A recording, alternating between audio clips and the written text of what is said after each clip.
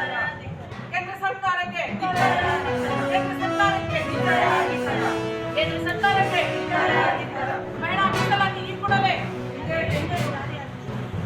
ಮಹಿಳಾ ಮೀಸಲಾತಿ ಈ ಕೂಡಲೇ ಮಹಿಳಾ ಮೀಸಲಾತಿ ಈ ಕೂಡಲೇ ಬಿಜೆಪಿ ಸರ್ಕಾರಕ್ಕೆ ಜನತೆಯನ್ನು ದಾರಿ ತಪ್ಪಿಸುತ್ತಿರುವ ಬಿಜೆಪಿ ಸರ್ಕಾರಕ್ಕೆ ಬಿಜೆಪಿ ಡ್ರಾಮಾ ಆಡಿದ ಬಿಜೆಪಿ ಸರ್ಕಾರಕ್ಕೆ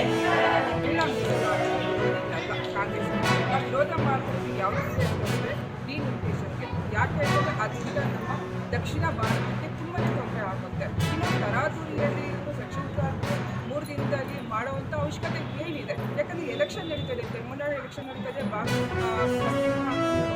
ಎಲೆಕ್ಷನ್ ನಡೀತಾ ಇದೆ. ತರಾತುರಿಯಲ್ಲಿ ತಗೊಬೇಕಾದ ನಿರ್ಧಾರ ಅಲ್ಲ ಇದು.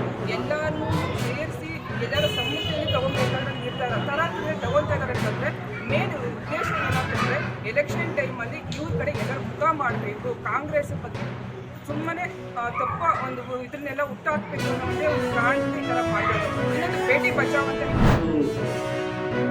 ನಗರಸಭೆ ವ್ಯಾಪ್ತಿಗೆ ಬರ್ತಕ್ಕಂಥ ಎಲ್ಲ ಪ್ರದೇಶಗಳು ಕೂಡ ಸಮಗ್ರವಾಗಿ ಕುಡಿಯುವ ನೀರನ್ನು ಕೊಡಬೇಕು.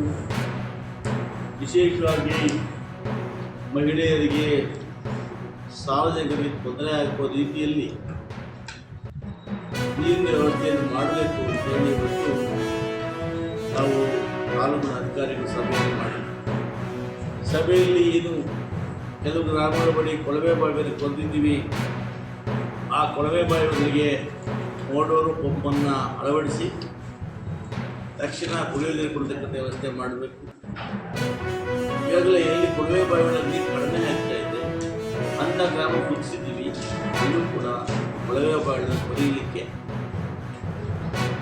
ಕ್ರಮ ತಗೋಬೇಕು ಅಂತ ಹೇಳಿ ಸಭೆಯಲ್ಲಿ ತೀರ್ಮಾನ ಮಾಡಿ ಇದಕ್ಕೆ ವಿಶೇಷ ಅನುದಾನವನ್ನು ಮಂಜೂರು ಮಾಡಬೇಕು ಅಂತ ಕೂಡ ಜಿಲ್ಲಾಧಿಕಾರಿಗಳಲ್ಲಿ ಮನವಿಯನ್ನು ಮಾಡಲಾಗಿದೆ. ಇದರೊಟ್ಟಿಗೆ ಇವತ್ತು ನಗರಸಭಾ ವ್ಯಾಪ್ತಿಯಲ್ಲಿ ಕೂಡ ಎರಗೋಳ್ ನೀರಿನಲ್ಲಿ ಸರಬರಾಜು ಆಗ್ತಾ ಇದೆ, ಅಲ್ಲಿ ಸಮಸ್ಯೆ ಇಲ್ಲ. ಅದನ್ನು ಹೊರತುಪಡಿಸಿ ಇವತ್ತು ನಮ್ಮ ನೀರು ಸರಬರಾಜು ಇಲಾಖೆಯಿಂದ KVSSBಯಿಂದ ಇವತ್ತೇನು ಕಾಮಗಾರಿ ತಗೊಂಡಿದ್ದಾರೆ, ಆ ಕಾಮಗಾರಿ ಕಾಂಟ್ರಾಕ್ಟರ್ ಅವರು KVR ಕನ್ಸ್ಟ್ರಕ್ಷನ್ ಅವರು ಸಮರ್ಪಕವಾಗಿ ಕೆಲಸ ಮಾಡಿದೆ, ಅರ್ಧಂಬರ್ಧ ಕೆಲಸ ಮಾಡೋದ್ರಿಂದ ಆ ಭಾಗಗಳಲ್ಲಿ ಕುಡಿಯೋ ನೀರು ಸಮಸ್ಯೆ ಇದೆ. ಅದನ್ನು ಕೂಡ ಸಮಸ್ಯೆ ಮಾಡಬೇಕು. ಆ ಭಾಗಗಳಲ್ಲೂ ಕೂಡ ಏನು ಬೋರ್ವೆಲ್ಲ ಕೊರೆದು ನೀರು ಕೊಡಬೇಕು ಅಂತೇಳಿ ಅದಕ್ಕೆ ಕೂಡ ವಿಶೇಷವಾಗಿ ಅನುದಾನವನ್ನು ಮಂಜೂರು ಮಾಡಬೇಕು. ಜಿಲ್ಲಾಧಿಕಾರಿ